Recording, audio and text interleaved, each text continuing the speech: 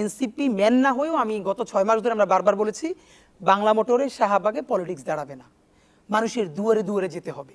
আমরা ইনকিলাব মঞ্চ এই আওয়ামী লীগ নিষিদ্ধের দাবি নিয়ে খুবই ছোট ক্যাপাসিটি, আপনি আমাদের জানেন, আমরা বাংলাদেশের প্রতিটা বিভাগে হাজার হাজার মানুষের সাথে জনসংযোগ করেছি, ঘন্টার পরে ঘন্টা হেঁটে।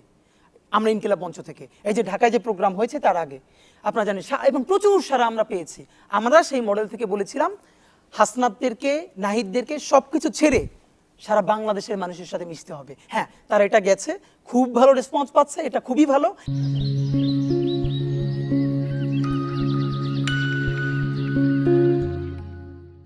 হ্যাঁ, এটা আরো আগে যেতে পারলে ভালো হতো, তবে এটাও তো সত্য।